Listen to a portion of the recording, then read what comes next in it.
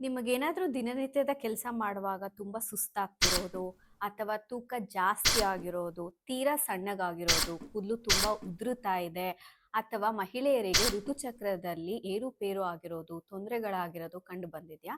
ಹಾಗಾದ್ರೆ ಈ ವಿಡಿಯೋನ ಕಂಪ್ಲೀಟ್ ಆಗಿ ನೋಡಿ. ಇವತ್ತಿನ ಹೆಲ್ತ್ ಸೀರೀಸ್ ವಿಡಿಯೋನ ಸ್ಟಾರ್ಟ್ ಮಾಡೋಣ. ನಾನು ನಿಮ್ಮ ಡಾಕ್ಟರ್ ರೂಪಶ್ರೀ, ಪಥಾಲಜಿಸ್ಟ್. ನಮ್ಮ ಬಾಡಿನಲ್ಲಿರೋ ಅತಿ ಚಿಕ್ಕದು ಹಾಗೂ ಶಕ್ತಿಯುತವಾದ ಗ್ರಂಥಿ ಅಂದ್ರೆ ಅದು ಥೈರಾಯ್ಡ್ ಅಥವಾ ಥೈರಾಯ್ಡ್ ಗ್ಲ್ಯಾಂಡ್ ಅಂತ ಕರಿತೀವಿ. ಈ ಥೈರಾಯ್ಡ್ ಗ್ಲ್ಯಾಂಡ್ ಬಂದು ಬಟರ್ಫ್ಲೈ ಆಕಾರ ಅಥವಾ ಚಿಟ್ಟೆ ಆಕಾರದಲ್ಲಿ ಕುತ್ತಿಗೆಯ ಮುಂಭಾಗದಲ್ಲಿ ಇರುತ್ತೆ. ಇದು ಮೇನ್ ಆಗಿ T3 ಹಾಗೂ T4 ಅನ್ನೋ ಹಾರ್ಮೋನ್ಸ್ ಅನ್ನ ಬಾಡಿನಲ್ಲಿ ಸೆಕ್ರೀಟ್ ಮಾಡುತ್ತೆ. ಈ T3 T4 ಹಾರ್ಮೋನ್ಸ್ ಬಂದು ಬಾಡಿನಲ್ಲಿರೋ ಎನರ್ಜಿಯ ಬಳಕೆಯಲ್ಲಿ ಉಪಯೋಗ ಆಗತ್ತೆ. ಹಾಗೂ ಈ T3 T4 ಹಾರ್ಮೋನ್ನ ಉತ್ಪಾದನೆ ಮತ್ತು ಬಿಡುಗಡೆ ಬಂದು ಮೆದುಳಿನಲ್ಲಿರೋ ಪಿಟ್ಯೂಟರಿ ಗ್ಲ್ಯಾಂಡ್ ಮೇಲೆ ಆಧಾರವಾಗಿರುತ್ತೆ. ಮೆದುಳಿನಲ್ಲಿರೋ ಪಿಟ್ಯೂಟರಿ ಗ್ಲ್ಯಾಂಡ್ TSH ಅನ್ನೋ ಹಾರ್ಮೋನ್ ಅನ್ನು ಉತ್ಪಾದನೆ ಮಾಡುತ್ತೆ. ಈ TSH ಹಾರ್ಮೋನ್ ಬಂದು ಥೈರಾಯ್ಡ್ ಗ್ಲ್ಯಾಂಡ್ ಇಂದ ಬಿಡುಗಡೆಯಾಗುವ T3 T4 ಅನ್ನು ಕಂಟ್ರೋಲ್ ಮಾಡುತ್ತೆ. ಥೈರಾಯ್ಡ್ ಸಂಬಂಧಪಟ್ಟ ಕಾಯಿಲೆಗಳು ಈ T3 T4 ಹಾಗೂ TSH ಹಾರ್ಮೋನ್ನ ಏರುಪೇರು ಆಗುವುದರಿಂದ ನಮ್ಮ ಬಾಡಿನಲ್ಲಿ ತೊಂದರೆಗಳು ಕಾಣಿಸುತ್ತೆ.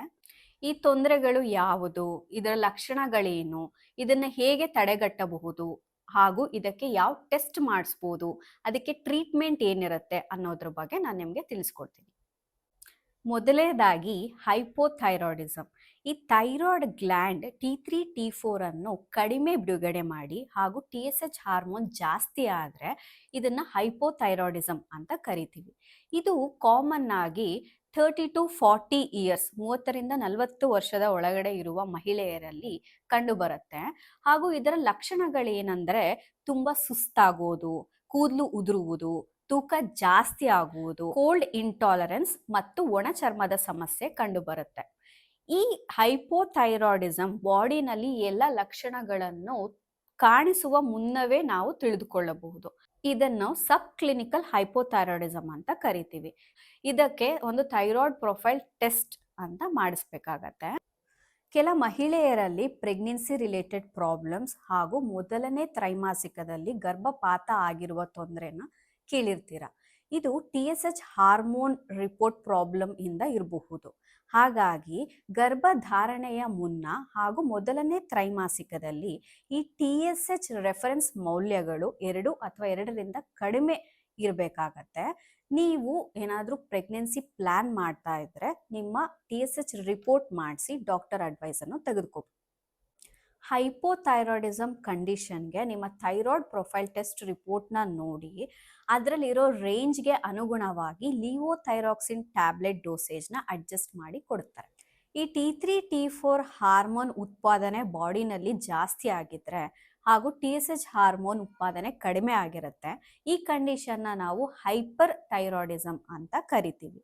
ಇದರ ಲಕ್ಷಣಗಳು ತೂಕ ಕಡಿಮೆ ಆಗುವುದು, ಹೆಚ್ಚಾಗಿ ಬೆವರುವುದು ಹಾಗೂ ವೇಗವಾದ ಎದೆಬಡಿತ ಕಂಡುಬರುತ್ತೆ. ಮೂರನೇ ಕಂಡೀಷನ್ ಬಂದು ಗಾಯ್ಟರ್. ಈ ಗಾಯ್ಟರ್ನಲ್ಲಿ ನಿಮ್ಮ ಕುತ್ತಿಗೆ ಮುಂಭಾಗದಲ್ಲಿ ಥೈರಾಯ್ಡ್ ಗ್ರಂಥಿಯ ಊತ ಕಂಡುಬರುತ್ತೆ. ಗಾಯ್ಟರ್ ಸಮಸ್ಯೆಯು ಅಯೋಡಿನ್ ಅಂಶದ ಕೊರತೆಯಿಂದ ಉಂಟಾಗುತ್ತೆ ಹಾಗೂ ಇದರ ಲಕ್ಷಣಗಳು ಗಂಟಲಿನ ಮುಂಭಾಗದಲ್ಲಿ ಊತ ಕಾಣಿಸುವುದು ಅಥವಾ ನುಂಗಲು ತೊಂದರೆ ಆಗುವುದು, ಉಸಿರಾಟದ ತೊಂದರೆ ಕಂಡುಬರಬಹುದು. ಹಾಗೂ ನೀವು ಈ ಗಾಯ್ಟರ್ನ ತಡೆಗಟ್ಟಲು ಉಪ್ಪಿನಲ್ಲಿ ಅಯೋಡಿನ್ ಅಂಶ ಹೆಚ್ಚಿರುವ ಉಪ್ಪನ್ನು ಬಳಕೆ ಮಾಡೋದ್ರಿಂದ ಈ ಗಾಯ್ಟರ್ ಸಮಸ್ಯೆ ತಡೆಗಟ್ಟಬಹುದು. ಈ ಥೈರಾಯ್ಡ್ ಊತ ತುಂಬಾ ದಿವಸದಿಂದ ಕಾಣಿಸಿದ್ದು ಅಥವಾ ಆ ಊತದ ಸೈಜ್ ಬಂದು ದೊಡ್ಡದಾಗ್ತಾ ಇದೆ ಅಥವಾ ನೋವು ಕಾಣಿಸ್ತಿದೆ, ಈ ಎಲ್ಲ ತೊಂದರೆಗಳು ಕ್ಯಾನ್ಸರ್ನ ಲಕ್ಷಣಗಳಾಗಿರಬಹುದು. ಇದಕ್ಕೆ ನೀವು ಒಂದು ಸಿಂಪಲ್ ಲ್ಯಾಬ್ ಟೆಸ್ಟ್ ಮೂಲಕ ತಿಳಿದುಕೊಳ್ಳಬಹುದು. ಅದನ್ನ FNAC ಅಂತ ಕರಿತೀವಿ. ಈ FNAC ಟೆಸ್ಟ್ನಲ್ಲಿ ಒಂದು ಸೂಜಿ ಉಪಯೋಗಿಸಿ ಒಂದು ಚಿಕ್ಕ ಥೈರಾಯ್ಡ್ ಅಂಶವನ್ನು ತೆಗೆದು ಅದನ್ನು ಲ್ಯಾಬ್ನಲ್ಲಿ ಪರೀಕ್ಷೆ ಮಾಡಿ ಥೈರಾಯ್ಡ್ ಕ್ಯಾನ್ಸರ್ ಇದೆಯಾ ಅಥವಾ ಇಲ್ವಾ ಅನ್ನೋದನ್ನ ನಿಮಗೆ ತಿಳಿಸ್ಕೊಡ್ತಾರೆ. ಈ ಥೈರಾಯ್ಡ್ ಪ್ರೊಫೈಲ್ ಟೆಸ್ಟ್ ಅನ್ನು ಮಧ್ಯ ವಯಸ್ಸಿನ ಮಹಿಳೆಯರು ಹಾಗೂ ನಾನು ಈವರೆಗೂ ಹೇಳಿರೋ ಲಕ್ಷಣಗಳು ಇರುವ ಮಹಿಳೆಯರು ಹಾಗೂ ಪುರುಷರು ಅಥವಾ ನಿಮ್ಮ ಫ್ಯಾಮಿಲಿನಲ್ಲಿ ಥೈರಾಯ್ಡ್ ರಿಲೇಟೆಡ್ ಇಶ್ಯೂಸ್ ಇದ್ದರೆ ನೀವು ಈ ಟೆಸ್ಟನ್ನು ಮಾಡಿಸ್ಬೇಕಾಗತ್ತೆ. ಇದನ್ನು ಒಂದು ಖಾಲಿ ಹೊಟ್ಟೆನಲ್ಲಿ ಒಂದು 5 ml ಆಫ್ ಬ್ಲಡ್ ಕೊಡೋದ್ರಿಂದ ನಿಮ್ಮ ಥೈರಾಯ್ಡ್ ಪ್ರೊಫೈಲ್ ಟೆಸ್ಟನ್ನು ಮಾಡಿಸಬಹುದು. ನೀವೇನಾದರೂ ಈ ಥೈರಾಯ್ಡ್ ಪ್ರೊಫೈಲ್ ಟೆಸ್ಟ್ ಮಾಡಿಸಿದ್ರೆ ಆ ರಿಪೋರ್ಟ್ನಲ್ಲಿ ಏನಾದರೂ ಡೌಟ್ ಇದ್ದರೆ ನಿಮ್ಮ ರಿಪೋರ್ಟ್ನ ನನಗೆ DM ಮಾಡಿ.